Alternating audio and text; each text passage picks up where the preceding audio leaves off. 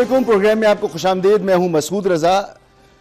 Israel Iran तनाज़े के बाद जो फौजी ऑप्शन था गज़ा की लड़ाई का, तो उसको ख़त्म करने का और इसराइल को दुनिया के ममालिक तस्लीम करें, ख़ासतौर पर इस्लामी दुनिया, उसमें कोई ख़ास पेशरफ नहीं हुई। अब सियासी मामलात ज़ेर बहस हैं कि इस मामले को किस तरह से देखा जाए। इस हवाले से हम बात करेंगे और साथ साथ शंघाई ताउन तंजीम की भी बात करेंगे, जहां पर इंडिया को आज मुंह की खानी पड़ी है एक बार फिर, और उसने बड़ी कोशिश की कि पहलगाम का जो मामला है उसे एलामिये में शामिल करवाया जा सके, लेकिन वो नाकाम रहा और मुश्तरका एलामिये में भारत ने साइन नहीं किए। और पाकिस्तान ने जिस तरह से नज़रअंदाज किया है राजनाथ सिंह और इंडिया को, वो भी आज इंडियन मीडिया पर बहुत डिस्कस किया जा रहा है। तो सबसे पहले मिडिल ईस्ट की बात। मिडिल ईस्ट में एक नया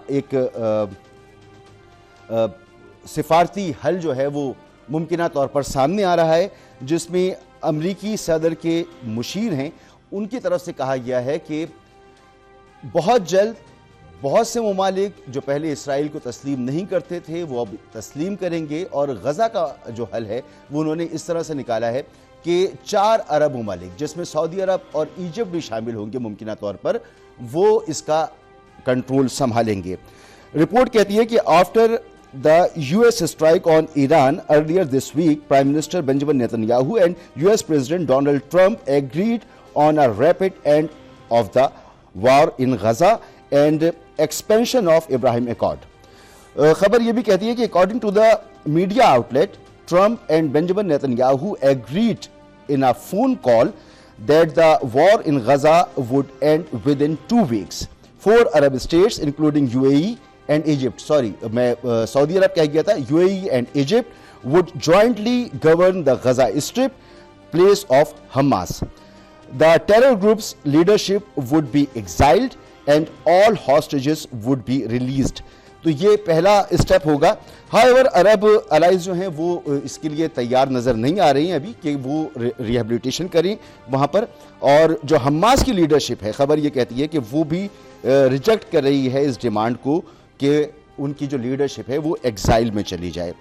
बेंजामिन नेतन्याहू और इनकी जो फ़ोन कॉल हुई है इसका आज चर्चा भी है, और सऊदी अरब और Syria would establish diplomatic ties with Israel and other Arab and Muslim countries would follow. तो इस तरह से मामला कुछ आगे बढ़ने की पेशगोई हो रही है, कुछ इस तरह की कोशिशें हो रही हैं। तो ये कोशिशें कितनी कारगर साबित हो सकती हैं, ये तो तय हो गया कि जंगी हल नहीं है इस मसले का, और ईरान ने जो जवाब दिया है इसराइल को, और अमेरिका जो बार बार ये कहता है कि हमने बड़ा नुकसान पहुंचाया, तो आज भी जो अमेरिकी वज़ीर दिफा हैं उन्होंने फिर अपने ही मीडिया की बड़ी क्लास भी ली है कि उनने को तैयार नहीं है कि अमेरिका ने इसराइल की पुष्टपनाही करते हुए ईरान को बड़ा नुकसान पहुंचाया है। तो बड़े गुस्से में अमेरिकी वज़ीर दिफा, और ट्रंप मुसलसल इस जंगबंदी का भी क्रेडिट ले रहे हैं, वो कि उन्होंने हमला किया। पाकिस्तान की तरफ से भी शहबाज शरीफ साहब ने फील्ड मार्शल जनाब आसिम मुनीर साहब और अमेरिकी सदर की जो मुलाकात थी, उसके बाद अब्बास इराक़ची से जो फील्ड मार्शल की मुलाकात हुई, उसके बारे में उन्होंने बताया कि पाकिस्तान का इस जंग के रुकवाने में क्या किरदार था। हमारे फील्ड मार्शल की जब मीटिंग हुई, लंचन मीटिंग, वहाँ पे वाशिंगटन में प्रेसिडेंट ट्रंप के साथ, आज भी प्रेसिडेंट ट्रंप ने बड़े खुले अंदाज में फील्ड मार्शल का नाम लिया कि I was very impressed by field marshal. फिर इस्तांबुल में सिपाहसालार की मीटिंग हुई अब्बास इराक़ची के साथ 1-1.5 घंटा, और वहाँ पर उन्होंने उनको कहा कि पाकिस्तान ये काविशें कर रहा है, तो इसमें हम अपना आगे बढ़ें। प्रेसिडेंट ट्रंप और उन्होंने फिर ये जंग बंद कराई। अल्लाह ताला का शुक्र है कि जंग बंद हो गई, और उसका जो मज़ीद बेपनाह नुकसान खुदा न खास्ता पहुँच सकता था न सिर्फ ईरान और खत्ते में नहीं, पूरी दुनिया में। बिल्कुल, पाकिस्तान का भी किरदार है, डोनाल्ड ट्रंप का भी किरदार है, लचक दिखाई खामनेई साहब ने, उनका भी किरदार है। तो क्रेडिट तो सब ले लें, लेकिन जो मुमकिना हल मिडिल ईस्ट का हो सकता है, क्या वो काबिल अमल है, जिसकी आज बात की जा रही है। मोहतरम जनाब हफीजुल्लाह नियाजी साहब हमारे साथ मौजूद हैं। सर बहुत शुक्रिया आपका। मोहतरम जनाब उवैस तौहीद साहब, सर आपका भी बहुत बहुत शुक्रिया। और ब्रिगेडियर रिटायर्ड गजनफर अली साहब, सर आपका भी बहुत बहुत शुक्रिया। सर उवैस तौहीद साहब, आपने पहले ही कहा था कि ये जंग ज़्यादा अरसा नहीं चलेगी, और हमने देखा कि ये 2 हफ्ते बाद ही जंग बंद करनी पड़ी, बल्कि 12 दिन की ये जंग रही और ज़्यादा अरसे नहीं चल सकी। और वजह ये थी कि इसराइल अपने दिफा में नाकाम हो रहा था, और अमेरिका जो है वो उसने भी एक स्ट्राइक की जो अभी तक तस्लीम कहीं की जा रही है, कहीं नहीं की जा रही।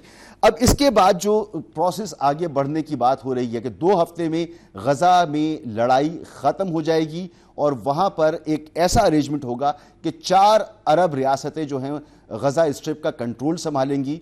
ये बिल्कुल जो 2 अलहदा खुद मुख्तार रियासतों का फार्मूला है, उससे एक नया फार्मूला, हटकर फार्मूला सामने आ रहा है। अगर ऐसी कोई चीज़ होती है तो ये काबिल अमल होगी? बहुत शुक्रिया मसूद। देखिए, सबसे पहले तो जो 12 दिन का जो ये तनाज़ा था, ये जंग था, ईरान ने ये साबित कर दिया कि इजराइल के ख़िलाफ़ वो कामयाब हमले कर सकते हैं और इजराइल को ये मजबूर कर सकते हैं कि वो सख्त पाबंदियां लगाएं कि कोई फुटेज बाहर ना जाए, सख्त सजाएं जो नाफिज की गई। तो जो मिलिट्री इंस्टॉलेशंस पे जो नुकसान पहुंचा इजराइल को, उसका तो अभी तक जो है वो डिस्क्लोज ही नहीं हो सका। काफ़ी तस्वीर आई हैं, डिस्टॉर्टेड इमेजेस आए हैं, लेकिन ये देखिए कि इजराइल का जो है 9 मिलियन का मुल्क है, ईरान 90 मिलियन का मुल्क है, हज़ारों साल पुरानी तहजीब है। और दूसरा मसूद, जो एक सबसे बड़ी ढाल साबित हुई है इस थियोक्रेटिक जो रजीम है ईरान की, वो ये था कि जो अवाम थी वो उनके साथ खड़ी हुई, और जो पॉलिटिकल रजीम की चेंज की गूंज हो रही थी, जो अमेरिका भी चाह रहा था, इजराइल भी चाह रहा था, वो नहीं हुआ। आपने देखा क्या राइजिंग लाइन उन्होंने ऑपरेशन का नाम रखा था, जो शहंशाह ईरान के ज़माने के अंदर झंडे पे होता था। उसके बाद उन्होंने बहुत उकसाया और जर्नलों और कमांडरों को मैसेजेस किए मोसाड ने कि आप सरेंडर करें। जब पहले रोज न्यूक्लियर साइंटिस्ट हलाक हुए इस तनाज़े के अंदर जंग में, उन्होंने भी नहीं किया। और एक बहुत बड़ा फुटबॉलर आप देखें जो लिविंग लेजेंड मानते हैं जिसको, ईरान का अली डाई, उसने इंस्टाग्राम पे पोस्ट किया कि मैं अपने खुद सोजी कर दूंगा लेकिन फॉरेन एग्रेशन के सामने सर नहीं टेकूंगा। इसी तरह 4 खवातीन ने जेल के अंदर, जो एक उसमें से डेथ सेंटेंस पे थी, उसने भी रजीम का साथ दिया। तो मैं समझता हूं कि ये बहुत बड़ी, लेकिन क्या ये जो अंदर जो मसाइल है ईरान के, क्या वो उभरेंगे? नहीं, बिल्कुल उभरेंगे। और इस वक्त जो थियोक्रेटिक रजीम जो है उसके सामने बड़े चैलेंजेस होंगे कि वो किस तरह रिफॉर्म ला सकते हैं। 63% यूथ पॉपुलेशन है। ये बात अलग हो गई कि यहां पे जाहिर बात है कि मुझे लगता है कि अगले 2 हफ्ते के अंदर जो है ये मुज़ाकराती मेज पे बैठेंगे ईरान, लेकिन एक सियासी दबाव रखेंगे कि न्यूक्लियर प्रोलिफरेशन ट्रीटी जो है NPT, उससे बाहर निकलेंगे और नहीं ताउन करेंगे, लेकिन साथ में मुज़ाकरात करेंगे ताकि बीच में कोई राह निकले कि 0% यूरेनियम एनरिचमेंट जो कह रहे हैं वेस्ट, वो भी ना माने, और वो कहीं 2015 या 2018 वाला फार्मूला आ जाए कि जिसमें 3.67 या 5% इनको यूरेनियम एनरिचमेंट की इजाजत दी जाए। ये बात तो खत्म होती है। ये जो टाइम्स ऑफ इजराइल के अंदर जो विश लिस्ट दी है, डिमांड्स की है, बहुत अरसे से इनका ख्वाब है कि जो गजा के अंदर जो है वो सफाई कर देंगे। 60,000 लोग इन्होंने शहीद कर दिए हैं, 60,000, 18-20,000 इसमें औरतें और बच्चे हैं मसूद। आज अब ये टाइम्स ऑफ इजराइल के अंदर जो ये प्रपोजल आया है, ये इनकी विश लिस्ट है नेतन्याहू की, और ये खुद डोनाल्ड ट्रंप की भी विश लिस्ट है कि अब्राहम रिकॉर्ड के जरिए वो जो है, जिस तरह जॉर्डन है, इजिप्ट है, बहरीन है, UAE है, इनके तो डिप्लोमेटिक टाइज हुए हैं कि सऊदी अरब भी आ जाए और ममालिक भी आ जाए। लेकिन ये मुमकिन इस वक्त नहीं होगा। गजा के अंदर फिलफौर अगर जंग बंद भी करवा दी, ये जो बात कर रहे हैं कि जी उसका इंतजाम UAE और सऊदी अरब के हाथ में दे दें, ये एक विश लिस्ट है। मैं समझता हूं कि पहले ही एक तकसीम इन्होंने की है PLO और हमास के दरमियान। मुझे लगता है ना ये हमास को एक्सेप्टेबल होगा, ना फलस्तीनियों को एक्सेप्टेबल होगा। एक आज़ाद फ़लस्तीन रियासत का जब तक क़याम नहीं हो जाता उस वक्त तक ये इनके खाम ख्याली रहेगी। फ़लस्तीनी अपनी कुर्बानियां, मैं वहां पे गया हूं मसूद, इन सारे इलाकों में, गजा, रमला, यरूशलेम के अंदर दूसरे इंतफादा का जब दौर था, मैंने देखा कि एक एक इंच पे जज्बात हैं फ़लस्तीनियों के, और उनको ये चाह रहे थे अमेरिका और इजराइल कि वो चले जाएं सहरा सिनाई या इजिप्ट ले ले उनको रेफ्यूजीज, या जॉर्डन में चले जाएं। उन्होंने मरना कबूल किया, उन्होंने सेक्रीफाइस देना कबूल किया, लेकिन नहीं छोड़ा। तो मैं समझता हूं कि बहुत मराहिल अभी बाकी हैं इस ये जो विश लिस्ट है या जो इनकी विश जो एक पूरा ड्रीम है इनका कि वो पूरा हो जाए, इसमें बहुत सारी रुकावटें आएंगी जी। और इस विश लिस्ट में भी ये जो आपने कहा ये भी शामिल है कि जो माइग्रेट कर गए उन्हें दीगर मुस्लिम एब्जॉर्व कर लें अपने अंदर। सर हफीजुल्लाह नियाजी साहब, ये जो विश लिस्ट है, पहले भी इस तरह के फॉर्मूले आते रहे, इस दफ़ा भी ये फार्मूला एक विश लिस्ट हमारे सामने मौजूद है कि कुछ इस तरह का अरेंजमेंट हो जाए कि इस्लामी दुनिया भी मुतमईन हो जाए और कोई हल भी निकल आए। मगर जो दो रियासती हल है उसकी तरफ जाने की बात अब भी नहीं हो रही है, तो इस पर भी फरमाइए। और फिर जो ईरान का अब मुज़ाकरात होने हैं अमेरिका के साथ और वेस्ट के साथ, एनपीटी से वो बाहर निकल रहा है, आज सुप्रीम काउंसिल ने भी मंजूरी दे दी इसकी, और 0% यूरेनियम इनरिचमेंट पर क्या वो कायल हो पाएगा? क्योंकि IAEA के तहत, अक़वाम मुत्तहिदा के चार्टर के तहत उसका तो हक है कि वो ये कर सकता है। सर बहुत बहुत शुक्रिया जी। देखें, अब चीज़ जो है जो वो सामने हमारे है, तो दो तीन चीज़ें इस्टेब्लिश हुई हैं। यानी कि ये अब जिस मकाम पे हम आए हैं, ये बड़े कुश्त और खून के बाद आए हैं। अभी यहाँ पे हमारे साथी ने फरमाया है कि, और सही फरमाया है कि आप गज़ा के अंदर 60,000 जो कि अभी तक का काउंट डाउन है उसके करीब ज़्यादा भी हो सकता है, और इससे दुगने जो है ज़ख्मी और शदीद ज़ख्मी, और पता नहीं क्या तबाही है, मलबे के ढेर लगे हुए हैं गज़ा के अंदर। तो उसके बाद आप क्या एहसान चला रहे हैं, और ये काम आप और कितना कर सकते थे। मतलब जो रेजिलियंस ईरान ने तो खैर जो दिखाई है, लेकिन उससे पहले जो फ़लस्तीन में गज़ा के लोग दिखा रहे हैं और पिछले 1948 से दिखा रहे हैं, तो चुनाचे अब सूरत बदल गई है। ईरान पे उनको एहसान नहीं चढ़ाया जंग बंदी करके। ट्रंप ने कल कहा है, और ट्रंप को बड़ा मार्जिन दे, पति किस वो तरंग में ये बात करता है, लेकिन जो करता है कई दफ़ा तो वो कोई एंगलिंग उसकी होती है। मैं ये नहीं कहता कि बड़ा सादा या बेवकूफ़ है, नहीं, उसकी एक एंगलिंग होती है, और मैं अभी उसमें नहीं पढ़ना चाहता हूँ, ना मैं कोई दूर की कोड़ी लाना चाहता हूँ। लेकिन उसे एक बात तो कही है ना कि ईरान ने आखिरी 2-3 दिनों में इजराइल का भरकस निकाल दिया, फड़कास लगा दी। बिल्कुल, ये बिल्कुल वही पैटर्न है जैसे इंडिया का है और जैसे इजराइल का है, और वही पैटर्न है कि ट्रंप से उन्होंने कहा जी कि हमें आप बचाएं।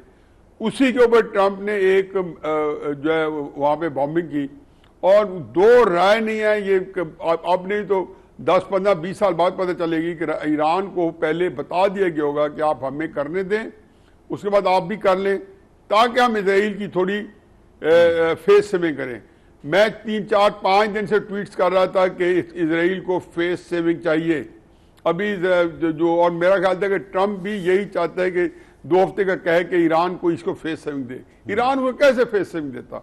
अपनी गैरत पे, अपनी इज्जत पे, अपने वकार पे, जो उन्होंने कुर्बानियां दे के बनाया, अपनी साख पे, जो कि उन्होंने नेज़े की अन्नी पे 46 साल गुजारे हैं, और उसके बाद वो आके उसके लिए कहें कि हमने इजराइल की साख बचानी है। मेरा ख्याल है कि इस वक्त इजराइल और अमेरिका जो है वो कुछ स्ट्रॉन्ग फुटिंग पे नहीं है कि अपनी जो मनवा सके बातें। अब रह गया जी इजराइल को तस्लीम करने का। इसमें 2 राय नहीं है कि मुसलमान ममालिक, जिसमें 3 मुल्कों को छोड़ के बाकी भी 2-3 फार ईस्ट है, लेकिन उनको अभी एक तरफ रखें, तुर्की, ईरान और पाकिस्तान, सारे के सारे जो है कंप्लाइंट हैं, और हर एक के जो इक़्तिदार की जो चाबी है, कुंजी है, और या इनके इक़्तिदार की जो जान है जिस तोते में है, वो वाशिंगटन के अंदर एक पिंजरे में बंद पड़ा है। तो राजी ये कहना कि जी वो कोई ऐसी बात करेंगे जो उससे वो जो अमेरिका के कोई हुक्मनामा आया तो उससे जान छुड़ा लेंगे, कि उनका इक़्तिदार अगले दिन चला जाएगा। उन्होंने उस वक्त शाह फैसल को शहीद करवा दिया था, जब उनको थोड़ा पता चला कि जी ऑयल को इस्तेमाल किया जा रहा है, इसराइल के खिलाफ और अरबों को इकट्ठा करने वाला एक लीडर है, तो उसकी जान के उनको ले ली। अब इस सूरत हाल में जो कि इस वक्त मौजूद है कि जिसमें सऊदी अरेबिया है, अगर वो नहीं कर रहा तो इसका नहीं है कि उसकी फरेफ्तगी में कोई कमी आई है, वो तो नॉर्म के अंदर भी यही बात है जी, इसराइल के साथ मिलकर वो जगह बना रहा है। जो यहूदियों से रसूल सल्लल्लाहु अलैहि वसल्लम ने गुज़वात के अंदर छीनी थी और उनको वहां से निकाला था, और मदीना से जो उनको दरबदर का हुक्म किया था और उनके कत्ल का हुक्म कुरान के अंदर आया है। अब या तो हम कुरान के ऊपर अपना ईमान जो है उसको मुतज़ल्ज़ल कर दे, खुदा ना खास्ता मेरे मुंह में खाक, तो ये बातें तो अल्लाह ने बताई हैं, और अगर कोई रिश्ता हमारा है तो हमारे कैसे ताल्लुक बनता है इनसे, जब खुदा ने कह दिया कि तुम्हारे दोस्त नहीं हो सकते। फिर उसके बाद जो है ये तस्लीम नहीं कर रहे, तो वहां लोगों के अंदर अभी भी दम खम है। हर मुसलमान मुल्क में रहते तो मुसलमान ही हैं, ये जज्बा ईमानी ईरान के काम है, ये जज्बा ईमानी उधर काम है। लेकिन पाकिस्तान के बारे में आखिरी बात सुन लें जी, पता नहीं कितने लोगों ने कोशिश की होगी, कम से कम मैं जानता हूं कि मुशर्रफ के जमाने में हर जर्नैल ने पॉलिटिकल गवर्नमेंट पे कोशिश की, जब अपनी हुकूमत आई मुशर्रफ साहब के वक्त के बाद, तो एक ट्राई जरूर हुई इसराइल के साथ। खुर्शीद कसूरी साहब की मीटिंग हुई टर्की में। जी, ये मुमकिन नहीं है, क्योंकि 25 करोड़ लोग जो हैं वो एक अजीबोगरीब किस्म के लोग हैं। इस्लाम पे अमल करे ना करे, इस्लाम पे अमल करवाते जरूर है वो सारे के सारे, ये इनके बिल्कुल इनके डीएनए में शामिल है। तो चुनाचे इस वक्त मेरा ख्याल यह है कि ईरान, हमें ट्रस्ट करना चाहिए ईरान पे, सबको फेथ करना चाहिए, उस पर बैत करनी चाहिए ईरान के ऊपर। वो मुसलमानों की सही नुमाइंदगी कर रहा है, उन्हें हमास के सर पे हाथ रखा है, फलस्तीन में के सर पे हाथ रखा है। 1979 में रेवोल्यूशन के बाद यौम कुद्स मनाने का ऐलान इमाम खुमैनी रहमतुल्लाह अलैह खुद फरमा के गए थे। ठीक, और ये तब से 27 रमजान को मनाया जाता है। तो चुनाचे ईरान जो है अब इंशाअल्लाह एनपीटी से भी निकलेगा, इजराइल का जो न्यूक्लियर प्रोग्राम वो भी डिस्कशन में आएगा, और उसके बाद फलस्तीन का मसला भी हल हो जाएगा। आफरीन है, हमें ईरान आप पे फख्र है। ठीक सर, गजनफर अली साहब आप फरमाएं, क्या इस ईरान की फतह के बाद एक बैलेंस जो है वो क्रिएट करने के लिए दुनिया तैयार हो जाएगी कि अगर इसराइल को न्यूक्लियर हथियार रखने का हक है, अनडिक्लेयर न्यूक्लियर पावर होने का हक है, तो ईरान डिक्लेयर होने के बावजूद भी अगर वो कहता है कि मैं न्यूक्लियर हथियार नहीं बना रहा, पुरान मकासद के लिए न्यूक्लियर टेक्नोलॉजी अपने पास रखना चाहता हूं, तो क्या अब कबूल किया जाएगा या अब भी कबूल नहीं किया जाएगा? बिल्कुल मसूद, बाद दफा ये कहते हैं ना कि at times the peace come through the power of the gun. इस दफा ईरान का जो पीस है ना, it has come through the power of the gun, और वो power of the gun Iran ने बड़ा रैशनली और बड़ा एक्यूरेटली और बड़ा क्लियरली दिखाती है। अब ईरान ने कहा है कि हम IAEA के इंस्पेक्टर्स को अपने पास नहीं आने देंगे क्योंकि इजराइल नहीं आने देता, और IAEA का अगर आप फ्रेमवर्क पढ़े तो वो ये कहते हैं कि जहां भी थोड़ा सा भी हमें शक होगा वेपन ग्रेड यूरेनियम एनरिचमेंट का, तो we will visit that under the UN umbrella. तो इजराइल भी तो UN का मेंबर है, तो अगर ईरान ये उनके विजिट को रिफ्यूज करेगा तो वो उसी तरह under UN protection, UN charter होगा, जिस तरह वो इजराइल के अटैक का जवाब देते हुए आर्टिकल 51 के तहत वो अंडर UN चार्टर था, और वो अपनी सिक्योरिटी के लिए और अपना सॉवरेनिटी के लिए वो रिप्लाई रिस्पॉन्स कर रहा था, जिस तरह पाकिस्तान ने इंडियन अग्रेशन को और इंडियन जो एटीट्यूड था उसको रिस्पॉन्ड किया। अभी चूंकि इस वक्त ज्यादा कंसर्न जो है वो क्योंकि जब आप देखें कि इस वक्त जो है ना, इनिशियली ये कहा जा रहा था कि जियो इकोनॉमिक्स जो है ना, that could diffuse the geo political realities, लेकिन वो जियो इकोनॉमिक्स काम नहीं आई, क्योंकि अब जब आप जिस तरह अब्राहम अकॉर्ड की और इसके जो सिक्योरिटी रिलेटेड डायलॉग की बात कर रहे हैं, तो आप ये देखिएगा कि ईरान ने भी एक फ्रेमवर्क प्रपोज किया था रीजनल कोऑपरेशन के लिए, जिसको वो मवादा कहते थे, जिसका मतलब था मुस्लिम वेस्ट एशियन डायलॉग एसोसिएशन, और वो एक काउंटर प्रपोजल था टू द अब्राहम अकॉर्ड। तो जैसे ईरान के फॉरेन मिनिस्टर जो हैं उन्होंने भी उस वक्त कहा था, जो जावेद जरीफ साहब थे, कि मवादा जो है वो एनकरेज करेगा कोलैबोरेशन तमाम मुस्लिम नेशंस के दरमियान, चाहे वो शिया हो चाहे वो सुन्नी हो, ताकि रीजनल सिक्योरिटी और रीजनल प्रॉस्पेरिटी जो है ना वो इंश्योर की जाए। और इसमें जो टर्की जो बड़ा राइवल रहा है इंडिया का, उसने भी इसके अंदर अपनी नोट जो है वो शामिल की थी। अब अगर आप इब्राहिम अकॉर्ड की तरफ जाएंगे तो उसमें जिस वक्त हुआ था, जिसके अंदर यूएई और बहरीन और मोरक्को, सूडान, ये सारे शामिल थे, तो आप ये देखिए क्या उसके बाद उसकी जो उसके बावजूद के यूएई ने और बाकी ममालिक ने, बहरीन ने उनके साथ तिजारती माहदे भी और वैसे भी माहदे कर लिए, लेकिन क्या गाजा की सिक्योरिटी जिसको हम एम्फेसाइज कर रहे हैं, क्या उसको प्रोजेक्ट किया गया? क्या उसको इंश्योर किया गया? मोरक्को का आपको पता है, उसका इब्राहिम अकॉर्ड के अंदर उनका बहुत बड़ा ऑब्जेक्शन था वेस्टर्न सहारा के हिसाब से। और जो वेस्टर्न सहारा के हिसाब से जो क्लेम करते, उन्होंने इजराइल को कहा था कि हम तब आपसे ताल्लुकात कायम करेंगे। तो फिर अमेरिका ने उस वेस्टर्न सहारा को ये कबूल कर लिया था कि ये मोरक्को के अंडर है। इसी तरह बहरीन ने जब उनसे कहा था कि हम आपसे ताल्लुकात कायम करेंगे, तो उस वक्त भी बहरीन ने भी उसके अंदर जो है वो जिक्र किया था गाजा का, लेकिन उसके अंदर कोई डेवलपमेंट नहीं हो सकी। फिर एक और प्रोग्राम चला था, आपको याद होगा, I2U2, और I2U2 में जो इंडिया शामिल था, यूनाइटेड स्टेट शामिल था, और उसका ये था कि जी पार्टनरशिप जो है ना वो सितंबर 2023 में ये हुआ था कि जी हम एडवांस टेक्नोलॉजी, फूड सिक्योरिटी, इसको इंश्योर करेंगे। बहरीन ने कहा ट्रेड। लेकिन मेरा कहने का मतलब है कि जो पहले जो फॉर्मूले थे, ये बड़े साइन होने के बाद, एश्योरिटी होने के बाद ट्रंप की एडमिनिस्ट्रेशन में क्या ये आगे चल सके? अगर ये आगे नहीं चल सके तो ईरान की जो प्रपोजल थी, जो उन्होंने फ्रेमवर्क था, जिसको मैंने कहा एशियन डायलॉग एसोसिएशन, मुस्लिम वेस्ट एशियन, वो क्या वो आगे चल सकी? तो इसका मतलब ये है कि जिस वक्त तक आप, जिस तरह कश्मीर में, अगर आपको याद हो कि कश्मीर के अंदर जो है कश्मीरी जो है वो स्टेक होल्डर है, पैलेस्टीन के अंदर जो पैलेस्टीनियन स्टेक होल्डर है।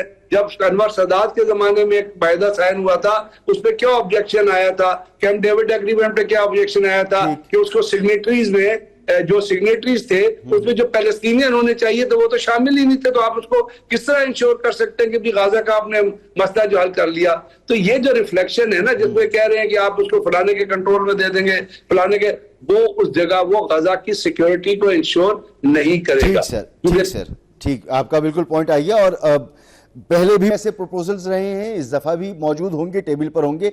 लेकिन अगर मिडिल ईस्ट में और दुनिया में अमन चाहिए तो कश्मीर और फ़लस्तीन जैसे मसाइल का हल वहाँ के लोगों की तवक्कुआत के मुताबिक और बैनुल-अक़वामी जो अंडरस्टैंडिंग्स रही हैं उनके मुताबिक ही होना चाहिए। ओवैस तौहीद साहब ने एक बहुत अहम नुक्ता उठाया कि रिजीम चेंज तो नहीं हुई ईरान में, लेकिन अब इस जंग के बाद ईरान के अंदर कुछ तब्दीलियां आएंगी। 63% वहाँ की यूथ है और शायद ईरानी जो रिजीम है उसको वहाँ पर कुछ तब्दीलियां करनी पड़ेंगी। तो देखता है, वापस आके पूछते हैं कि किस तरह की तब्दीलियां तवक्को कर सकते हैं हम कि ईरान में आएंगी। क्या ईरान अभी जिस जगह खड़ा है वो जगह दुरुस्त नहीं है? एक और दूसरा ये कि डैडी बन गए हैं डोनाल्ड ट्रंप और वाइट हाउस को डैडीज हाउस कहना शुरू कर दिया है, बाकायदा वाइट हाउस से ये कहा गया है। तो ज़रा इस पर भी बात करेंगे एक ब्रेक के बाद।